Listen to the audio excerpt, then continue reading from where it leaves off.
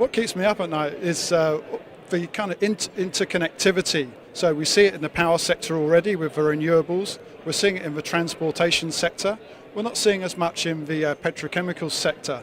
But this interconnectivity is coming like a huge wave towards us. So we're seeing companies now investing in digitization, and that's around connectivity, IoT systems, looking at data to predict demand and see where there might be issues around supply chain. And also around connecting customer. The power of a consumer is just going to increase, and companies are really tapping into this and working out how digital is going to help them connect to the end customer.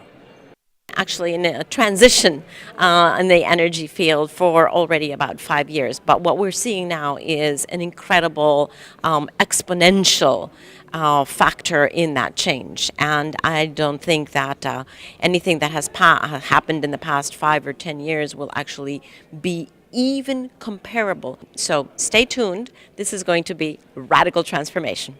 Solar is incredibly strong and is seeing global growth rates of 10 to 20%.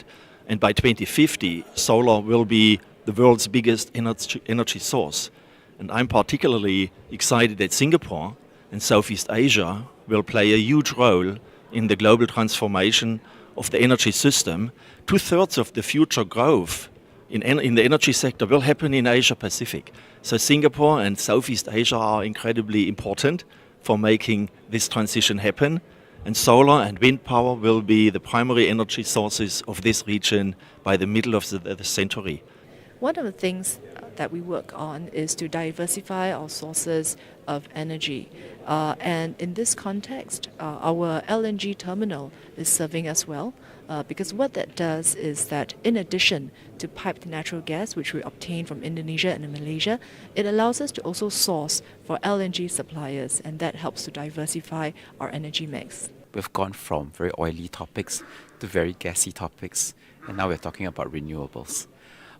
The sector has changed quite a lot in the last 10 years. Today, I think we're moving from centralized generation to distributed generation. There's a lot more renewables in the grid. Energy storage, which can be both a load as well as a generator, is getting cheaper and is coming on board, and it's going to totally disrupt a lot of the business models. On the demand side, there's a lot more demand response as well as energy efficiency, and that's changing a lot of the economics.